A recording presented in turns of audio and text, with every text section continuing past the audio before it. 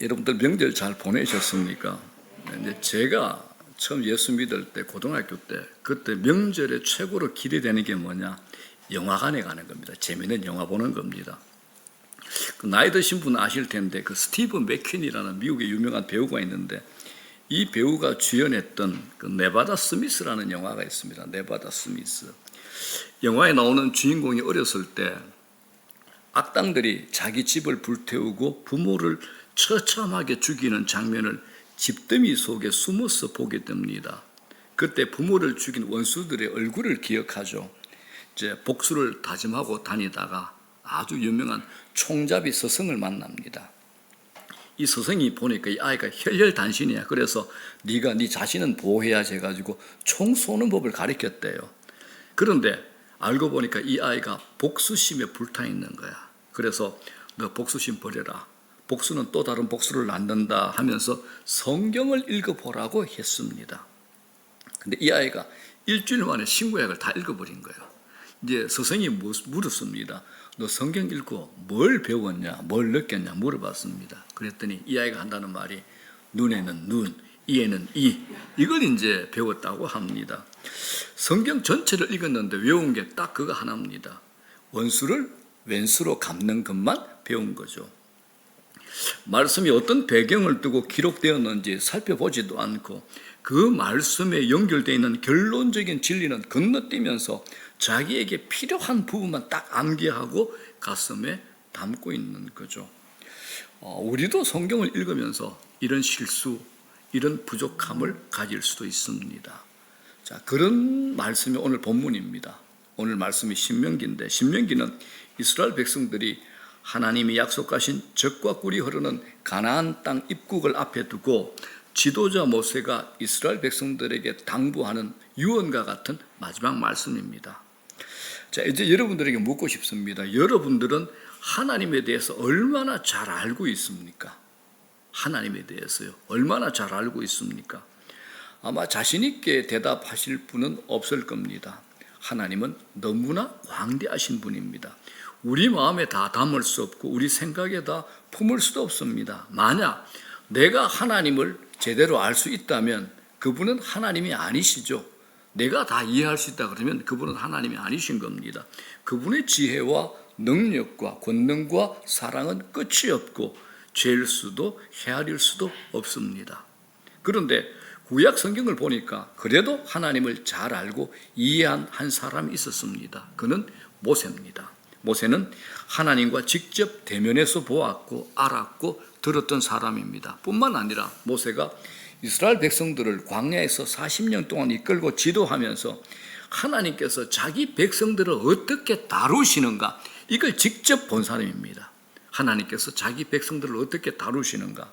그래서 오늘 본문 말씀이 하나님을 가장 많이 경험했던 모세가 임종을 앞두고 하나님께서 너희들을 이렇게 인도하신다, 훈련하신다라는 유언과 같은 교훈을 남긴 말씀이 바로 오늘 본문입니다.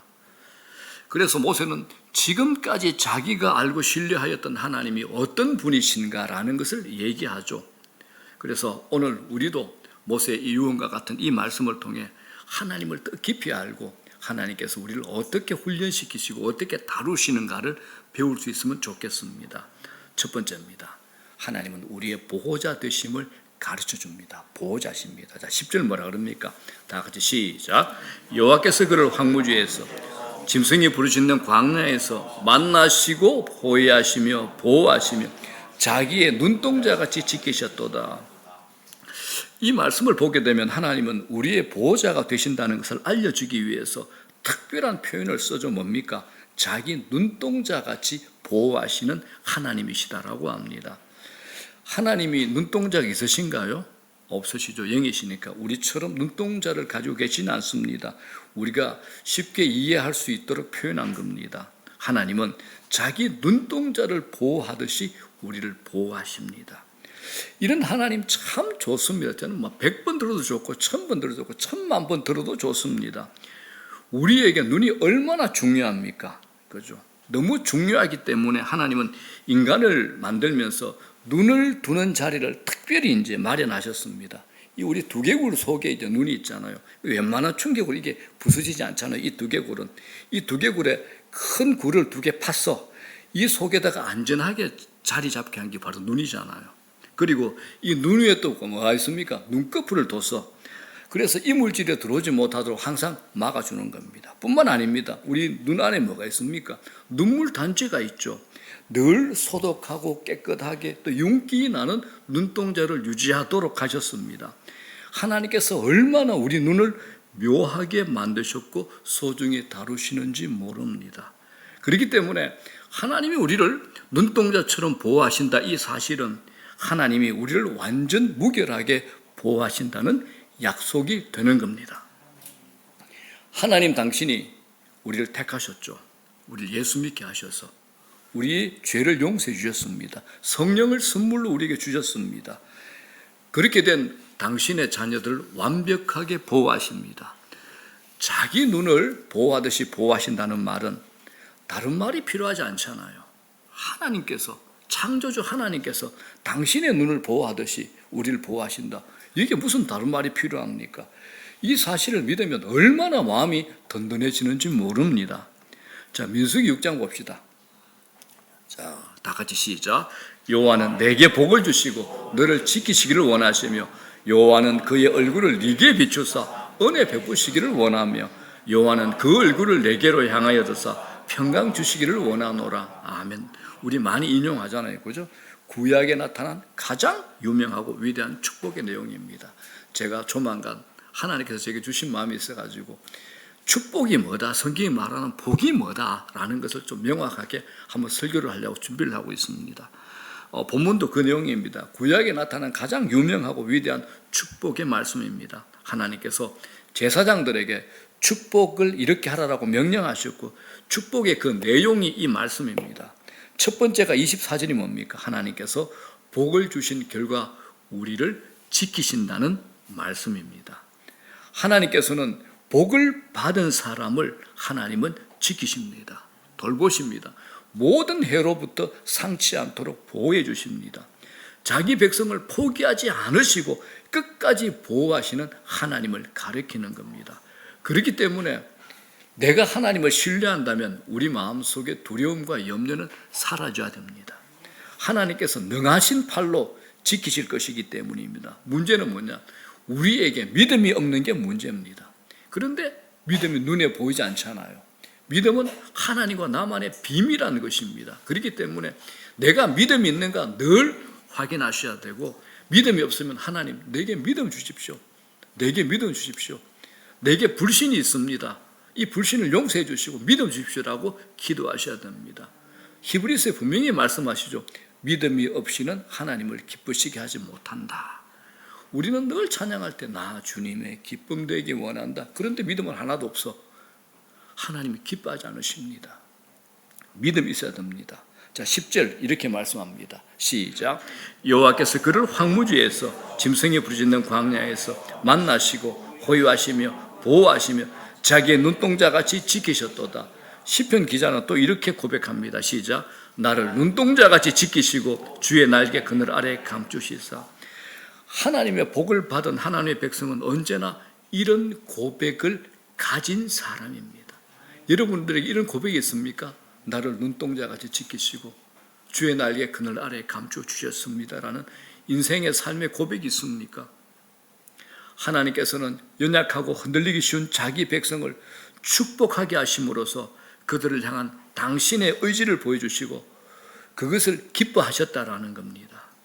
그렇기 때문에 다시 말씀드립니다. 우리의 믿음이 없으니까 이게 불안한 것이지 하나님의 약속을 믿는 믿음이 있으면 찬송가 가사처럼 나 어느 곳에 있든지 늘 마음이 편하다.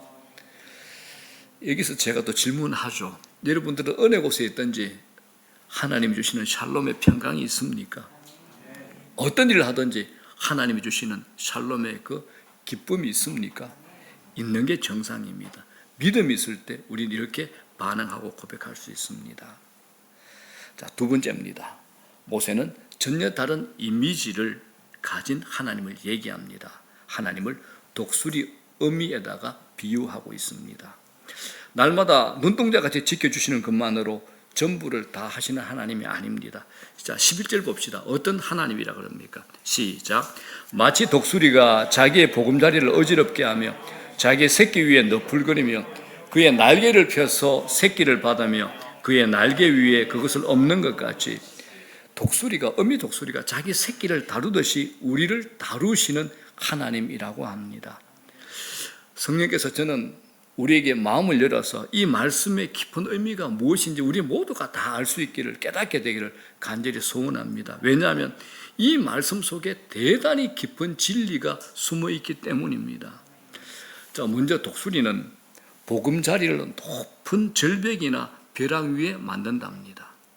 아무나 함부로 접근하지 못할 곳에 둥지를 털고 그리고 자기 털이나 다른 부드러운 물질로 푹신한 침대를 마련한대요. 그 다음에 거기에 알을 까서 새끼를 기르는 겁니다. 독수리의 집은 매우 튼튼합니다. 새끼들은 안심하고 거기서 어미가 물어다 주는 것을 받아 먹으면서 하루 종일 기분 좋게 지낼 수 있습니다. 눈만 뜨면 파란 창공이 올려다 보이고 둥지 아래는 광활한 벌판이 퍼져 있잖아요. 난공불락의 요새입니다. 저기는 저 둥지에서 아무 걱정 없이 행복한 나날을 보내는 것입니다. 그런데 말입니다. 어느 날 갑자기 어미 독수리가 날개를 펄떡이며 보금자리에 있는 새끼들을 못 살게 굴기 시작합니다. 이 사실을 가지고 11절에 독수리가 그 보금자리를 어지럽게 한다라고 얘기하는 겁니다. 이럴 때 새끼들은 엄마가 갑자기 변하잖아요. 어미 독수리를 보고 갑자기 변한 어미 독수리를 보고 당황을 합니다. 어머니 왜 그러세요? 어리둥절한 거죠. 그럼에도 어미 독수리는 아랑곳하지 않고 날개를 계속 펄떡이며 입으로 새끼들을 둥지 가장자리로 마구 밀어내 버립니다. 새끼들은 어미가 왜 그렇게 하는지 모릅니다. 어떻게 해서라도 보금자리 밖으로 밀려나가지 않으려고 기를 쓰고 버티죠. 조류학자의 말에 따르면 어미 독수리는 새끼들을 끌어내기 위해서 푹신푹신한 깃털로 된 침대를 무릎 밖으로 던져버린다고 합니다. 그러면 이제는 바닥이 딱딱하니까 새끼들이 견디다 못해 밖으로 기어 나온다네요. 또 다른 학설에 의하면 어미 독수리는 가시나무 가지를 물어가지고 그 보금자리에다 집어넣어버려 새끼들이 찔리도록 만든답니다. 그러면 새끼들이 뭐라 그럽니까? 야, 이게 뭐야? 이 보금자리가 얼마나 좋은데, 이 생각을 하면서 자기 있던 보금자리를 단념하고 불평을 늘어놓으면서 에이 그러면서 기어 나온답니다. 사랑하는 여러분, 하나님께서 우리를 이렇게 다루시는 경우가 있다는 것을 오늘 본문이 말하고 있는 겁니다. 우리 중에 이와 비슷한 경험을 하신 분들이 많이 계실 겁니다. 하나님이 자기 자녀로 선택해 놓은 사람을 생명의 길로 인도하기 위하여 안락한 보금자리를 흔드는 그런 일을 경험한 분들이 많으실 겁니다. 정직하게 우리 자신에게 물어봅시다. 만약 우리들이 내가 원하는 대로 모든 일이 다 잘 되었다, 예수님 앞에 나오셨을까요? 여러분, 예수 믿었겠습니까? 우리 삶을 어지럽히는 하나님의 손길이 있었기 때문에 예수님 앞에 나오게 된 겁니다.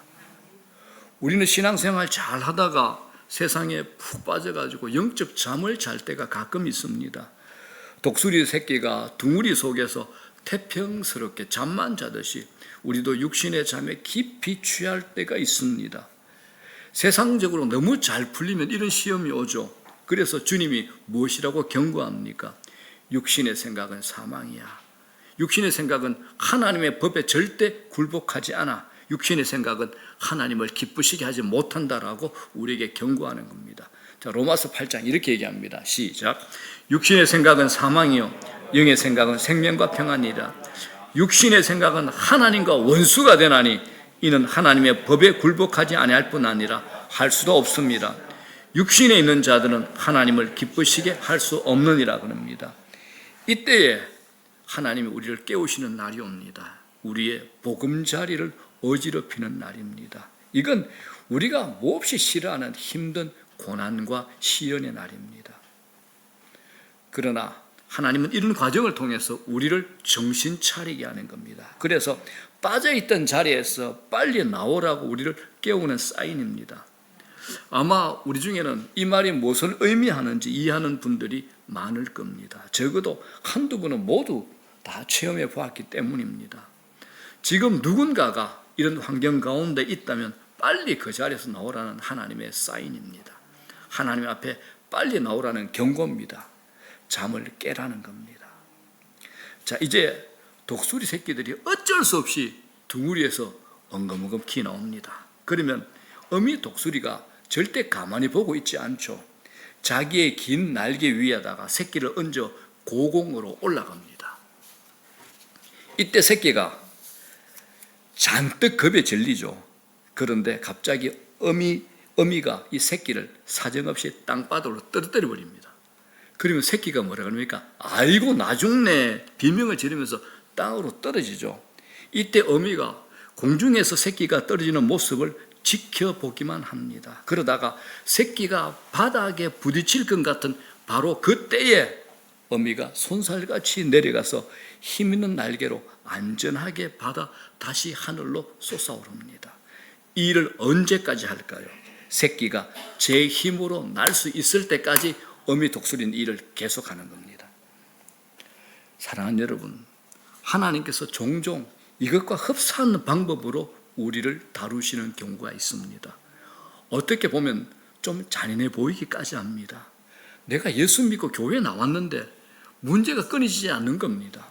기도를 열심히 하는데 하나님이 어떤 건 들어주고 정말 중요한 것, 시간을 끄는 것처럼 보일 때 있습니다. 하나님께서 즉시 고쳐주실 것 같은 질병 가지고 오랫동안 고통을 받게 하실 때가 있습니다. 우리가 한번 생각해 봅시다. 하나님이 왜 그렇게 하실까요? 능력이 없어서 그러실까요? 저는 분명히 믿습니다. 그건 하나님이 우리의 유익을 위해서 목적을 두시고 독수리가 자기 새끼를 공중에서 반복해서 떨어뜨리듯이 우리를 그렇게 다루시는 일이라고 저는 믿습니다. 우리에게는 견디기 어려운 시련의 연속일 수 있습니다. 인간적으로 보면 내 생각이 회의에 빠질 수도 있고 어떤 때는 지쳐버릴 수도 있습니다. 그런데 바로 그때야말로 하나님이 나를 다루고 계신다는 사실을 믿으셔야 됩니다. 언제까지 다루시는 겁니까? 높은 하늘을 힘있게 날 수 있는 믿음의 날개가 생길 때까지입니다. 믿음의 날개가 생길 때까지입니다. 문제를 이길 수 있는 영적 근육이 생길 때까지입니다. 영적 근육 말입니다. 그렇기 때문에 여러분, 우리 중에 누구든지 생활이 힘들고 고된 일이 자꾸 반복된다면 하나님이 공중에서 떨어뜨리시는 것으로 보셔야 됩니다. 그렇지만 우리가 정신없이 추락할 동안 누가 지켜보고 계십니까? 어미 독수리 그러면 곤란합니다. 우리가 떨어지는데 하나님이 지켜보고 계십니다. 자, 여기에서 우리가 또 절대로 이 현상에서 잊어서는 안 될 두 가지 진리가 있습니다. 첫째 뭐냐? 독수리가 자기 새끼를 땅에 부딪혀 죽도록 내버려 두지 아니하듯이 하나님께서 우리가 망하도록 방관하시지 않는다는 사실입니다. 절대 우리를 망하도록 방관하지 않습니다. 큰일 났군 하는 절박한 순간에 하나님은 반드시 우리를 구해 주십니다. 하나님께서 우리의 어려운 순간, 이 고난을 통해서 계속 연단시킵니다. 그런데 절대 망하게 하시지 않습니다. 여러분, 이 사실을 믿습니까? 자, 고린도서 10장 한번 봅시다.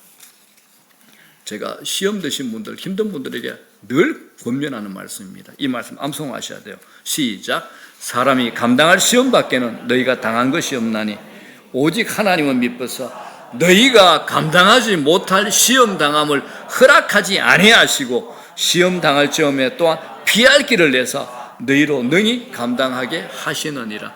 아멘. 자, 믿음으로 우리가 신앙 고백하면서 고린도전서 10장 13절입니다. 다 같이 시작.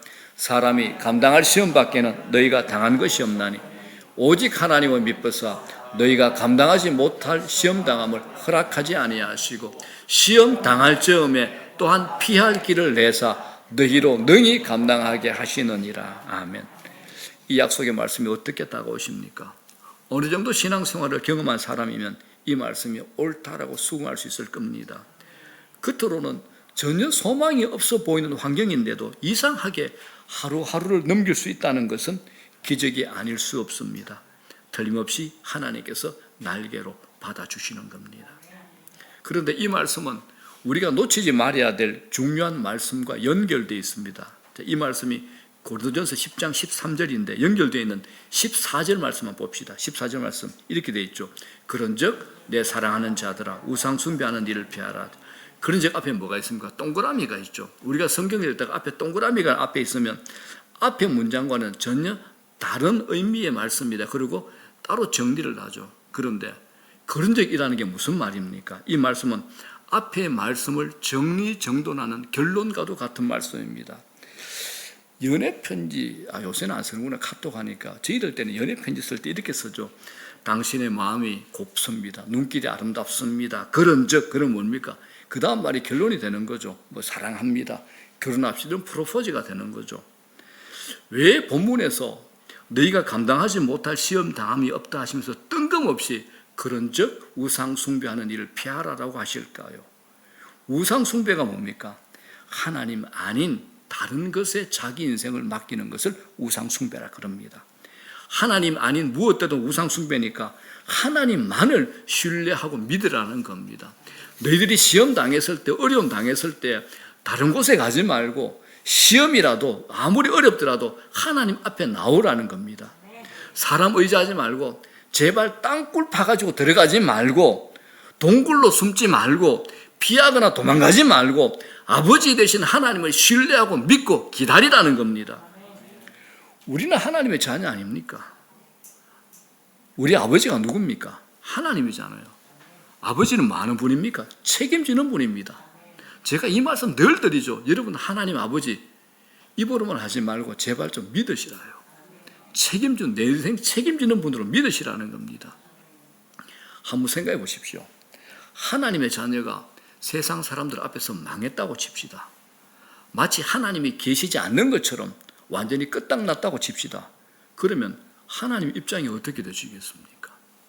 하나님 입장이 어떻게 되시겠습니까? 제가 절박하게 기도하는 분들에게 이런 말씀 드립니다. 그렇게 하나님께 기도하는데 끝까지 기도하시라. 절대로 중간에 포기하지 마시라. 기도하는 당신이 망하면 하나님의 영광이 가루어지신다. 그 믿음 가지고 끝까지 기도해라. 하나님은 절대로 당신의 영광을 포기하지 않으신다. 그렇기 때문에 포기하지 말고 끝까지 기도하시라라고 저는 권면합니다. 마찬가지로 독수리 새끼가 땅에 머리를 부딪혀 적사했다면 그 의미의 체면이 뭐가 되겠습니까? 우리를 독수리처럼 다루신다고 하시면서 독수리 같은 하찮은 날짐승도 하지 않는 실수를 하나님이 하실 리가 없습니다.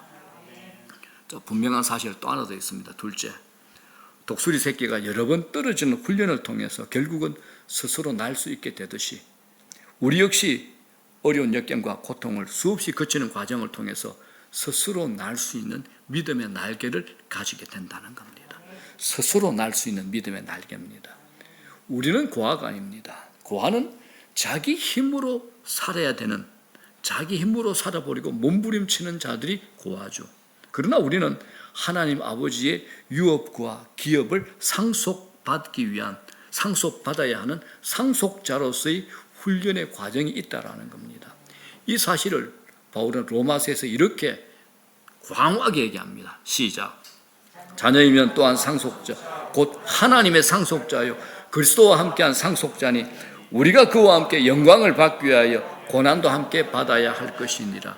이 고난이 믿음의 날개를 얻을 때까지 우리가 받아야 될 훈련입니다. 거대한 기업을 물려받아야 하는 자식의 훈련은 안락이 아니라 고난이죠. 더 힘이 듭니다. 우리는 창조주 하나님의 뜻을 상속받아야 될 상속자입니다. 하나님의 나라, 하나님의 기업, 하나님의 유업을 물려받아야 될 상속자의 훈련이 있지 않겠습니까? 자, 사랑하는 여러분, 믿음은 한순간에 금방 자라거나 완성되지 않습니다. 갑자기 기도에 몇 번 왔다고, 예배에 몇 번 참석했다고 우리 믿음이 금방 완성 단계로 발전하는 것 아닙니다. 믿음이란 독수리 날개와 같습니다. 날개에 힘이 생기려면 시간과 연단이 필요하듯이 믿음 역시 강한 힘을 가지려면 시간과 연단이 필요합니다. 그렇기 때문에 인생의 험한 경로를 겪은 사람일수록 그가 가진 신앙의 날개는 더 튼튼합니다. 다시 말씀드립니다. 어려운 시련을 통해 하나님은 우리 믿음의 날개가 힘을 얻어 스스로 날 수 있도록 만들어 주십니다. 이 사실을 꼭 믿으시기를 바랍니다. 그러므로 우리에게 어려운 문제가 반복된다고 해서 실망하지 말아야 됩니다. 그 모든 문제는 결국 우리에게 힘 있는 날개를 달아주는 하나의 과정이라는 사실입니다. 자, 이제 드디어 독수리 새끼는 반복되는 훈련을 통해서 날개에 힘을 얻었습니다. 날개를 시작하고 새끼가 날기 시작하면서 그는 어미가 나르는 대로 따라갑니다. 높은 고궁으로 힘있게 솟구칩니다. 태양을 정면으로 바라보면서 수직으로 날 수 있는 동물은 독수리밖에 없습니다. 태양을 정면으로 보면서 수직으로 날 수 있는 동물은 독수리밖에 없습니다. 얼마나 멋있습니까? 이 찬양 알죠? 다 같이 시작. 독수리 날개쳐 올라가듯 나 주님과 함께 일어나 걸으리 주의 사랑 안에. 독수리 날개쳐 올라가듯이 하나님은 바로 우리가 이런 신앙인이 되기를 원하십니다. 믿음의 날개를 달고 높이 나르는 사람이 되기를 하나님께서 원하신다는 겁니다. 동굴로 숨어 들어간다든가 두더지처럼 땅만 파는 사람 하나님 원치 않으십니다. 자, 그렇다면 무엇이 고공을 나르는 믿음의 생활일까요? 바로 이 말씀대로 사는 겁니다. 골로새서 3장입니다. 3장 2절 시작. 위의 것을 생각하고 땅의 것을 생각하지 말라. 여러분, 독수리는 멀리서 폭풍이 접근하면 본능적으로 금방 알아챈다고 합니다. 그는 즉시 폭풍이 몰려오는 방향을 향해 날개의 각도를 조정하고 기다린답니다. 세찬 바람이 지나가죠. 그 바람은 독수리를 떨어뜨리거나 쓸어버리는 것이 아니라 높은 고공으로 치솟게 한답니다. 알맞은 각도로 조정하고 있기 때문에 힘들이지 않고 바람의 힘을 역이용하여 더 높은 곳으로 오를 수 있기 때문입니다. 그가 오른 높은 창공에는 폭풍이 미치지 못합니다. 아래에는 폭풍이 마구 스쳐 지나가지만 그는 유유히 그 전경을 내려다보면서 여유있게 하늘의 그 광대함과 찬란함을 즐길 수 있게 된 겁니다. 이런 의미에서 힘있게 나르는 날개를 준비한 독수리에게 폭풍우란 전화위복을 가져오는 심부름꾼에 지나지 않습니다. 우리도 마찬가지입니다. 믿음의 강한 날개를 준비하고 있으면 인생의 폭풍우라고 해도 큰 위협이 되지 않는다라는 겁니다.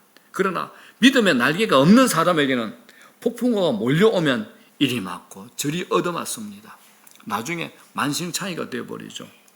인생의 폭풍우를 감당할 믿음이 없으니까 매일 얻어맞다가 끝나버리는 겁니다. 이런 사람은 믿음으로 사는 즐거움을 모르고 교회에 다니기 쉽습니다. 그러나 우리에게 믿음의 날개가 있어서 경제적인 어려움이 온다고 칩시다. 어떻게 할까요? 30도 각도로 믿음의 날개를 조정할 겁니다. 육체의 질병이 엄습한다고 합시다. 틀림없이 60도 각도로 조정하고 기다릴 겁니다. 드디어 바람이 몰려옵니다. 어떻게 할까요? 놀랍게도 그 바람이 더 높은 경지로 우리를 밀어 올려주는 것을 볼 수 있게 됩니다. 그곳에는 신비로운 평강이 있습니다. 하나님의 넘치는 위로가 기다립니다. 자신도 모르게 찬송과 감사가 입에서 흘러나옵니다. 하나님이 우리가 두려워하는 방법을 사용하여 연단하는 이유가 여기에 있는 겁니다. 사랑하는 여러분, 우리 인생 아무리 고되고 절망스러운 일이 생기더라도 절망하지 말아야 됩니다. 믿음의 날개만 있으면 이 세상에서도 우리는 천국의 생활을 맛볼 수 있습니다. 문제는 우리가 가진 날개가 힘이 없어서 높은 창공을 날지 못하는 겁니다. 우리가 강한 믿음의 날개만 달게 되면, 그래서 높이 솟을 줄만 알게 되면 언제나 때를 따라 주시는 하나님의 은혜를 받을 수 있습니다. 기적을 볼 수 있습니다. 바위에서 샘이 터지는 응답을 누릴 수 있습니다. 질병으로 사형선고를 받은 자가 살아나는 능력을 체험할 수 있습니다. 아무것도 없는 가운데서 풍성함, 부유함, 충만함을 맛보는 은혜를 경험할 수 있는 겁니다. 우리 모두 이와 같은 경지를 누릴 수 있기를, 이와 같은 경지를 가지고 높이 날 수 있는 저와 여러분 되기를 주의 이름으로 축복합니다. 여러분, 기독교는 이거 명심하셔야 됩니다. 인과율의 종교 아닙니다. 원인이 있어서 결과를 만드는 게 인과율이죠. 기독교는 인과율의 종교 아닙니다. 원인이 있어 결과가 만들어지는 세상의 법칙에 갇혀있는 종교가 아니라는 겁니다. 기독교는 풍성함이 있습니다. 다양성이 있죠. 기적이 있습니다. 말씀 정리합니다. 세상 여러분 살아갈수록 점점 더 어려워질 겁니다. 정신적으로 육체적으로 점점 힘들어질 겁니다. 그럴 때 우리가 어떻게 살아야 승리할 수 있을까요? 높이 나는 사람이 되셔야 됩니다. 믿음의 날개를 가지고 더 높이 나르셔야 됩니다. 종종 우리의 보금자리를 어지럽히시고 높은 하늘에서 떨어뜨리시는가 하면 다시 받아 올라가서 우리가 힘찬 믿음의 날개를 유유히 펄럭이며 스스로 높이 날 수 있기까지 우리를 훈련하시는 하나님 아버지께 감사하도록 합시다. 이와 같은 차원 높은 믿음의 사람이 되기까지 겪어야 하는 우리 인생에 어려움의 훈련의 과정이 있다면 우리는 감사하면서 잘 견디셔야 됩니다. 힘찬 믿음의 날개를 펄럭이면서 파란 하늘을 나르는 신앙인이 되기까지 인내하면서 믿음의 소망을 버리지 않는 저와 여러분 되시기를 주의 이름으로 축원합니다.